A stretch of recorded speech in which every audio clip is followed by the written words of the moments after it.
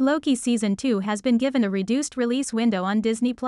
As part of Marvel's Comic-Con announcements, the MCU head shared that Loki will be out in summer 2023. We didn't get a more specific date, but it seems we won't be waiting too long to see the God of Mischief again. This confirms the speculation that the new season will premiere after the release of Ant-Man and the Wasp, since the finale of the first season introduced Kong the Conqueror, and Kong is the main villain in Ant-Man 3, which is slated for a February 17, 2023 release date. As expected, Season 1 ended with a cataclysmic event that set up multiverses. Many theorized that it directly set up the chaos of Doctor Strange in the Multiverse of Madness, along with Wanda's role in the film too. After all, the Scarlet Witch is a nexus being which would have tied the two together very nicely. The multiverse, and its impact, was later shown in Spider-Man No Way Home in December 2021, with heroes and villains, and multiple variants of characters, being pulled through to the central universe by Doctor Strange when a spell went wrong. As a result, they were all living in the same timeline together. However, Doctor Strange's release has since quashed those theories, pretty much like Wanda trying to stamp out America. In fact, the events in Loki didn't even make the post-credits scene. Michael Waldron, the screenwriter behind Doctor Strange and Loki, explained his reasoning for keeping the two separate during a recent interview with Deadline.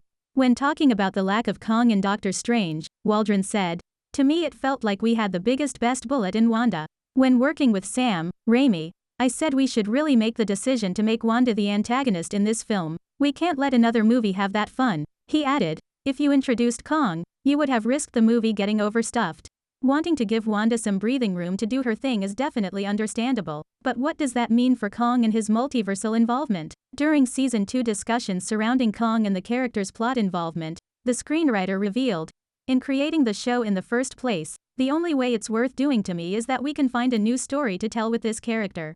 It felt like we had new emotional ground to cover with Loki. That's the only way into Season 2. We absolutely found that. It's a great continuation of that story that feels different from Season 1 and hopefully will subvert expectations." Loki still has to contend with Sylvie's betrayal and the ramifications of what she did.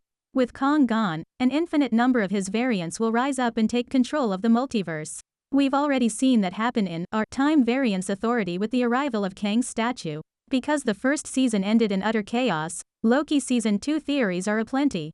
Sylvie set off a multiverse war, Loki is stranded in another dimension, and an even more dangerous variant of He Who Remains has come to power. In the new timeline that Loki finds himself trapped in, a statue of Kong the Conqueror is present. This implies that Kong, a variant of He Who Remains, has taken over as leader of the TVA and potentially all other timelines.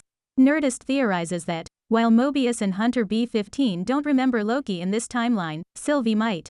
This is possible considering that it was Sylvie who killed He Who Remains and sent Loki to this new reality. A theory from Elite Daily speculates that Ravonna might become the new love interest of Kong, seeing as her character plays his lover in the comics. Fandom Wire points out that a TVA uprising could be on the horizon.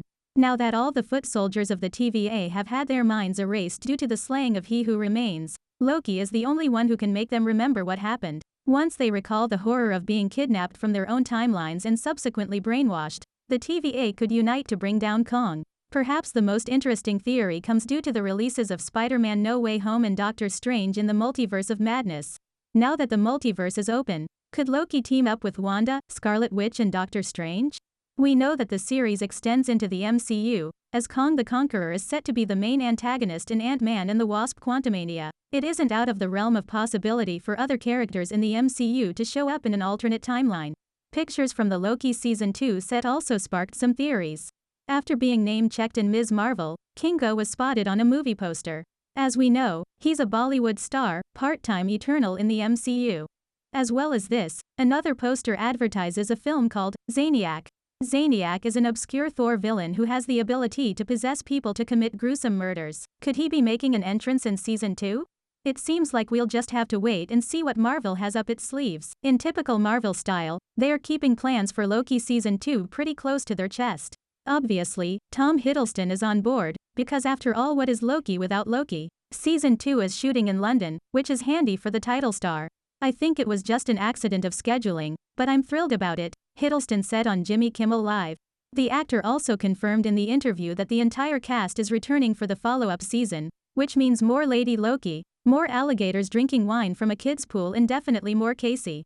Yes, you can look forward to more Casey, Cordero said. You know, I can't tease anything, because I don't even know. There's so many passwords and passcodes that I have to fill out just to even look at the pages that I'm on. And the way that it works is things constantly change in a great way.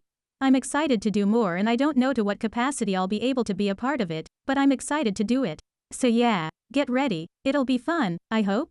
Gugu Mbatha Raw will also return as Ravana Renslayer. Though, speaking to Digital Spy in December 2021, she admitted she had no idea what lay ahead for her character. Honestly, I genuinely don't know where it's going, she said.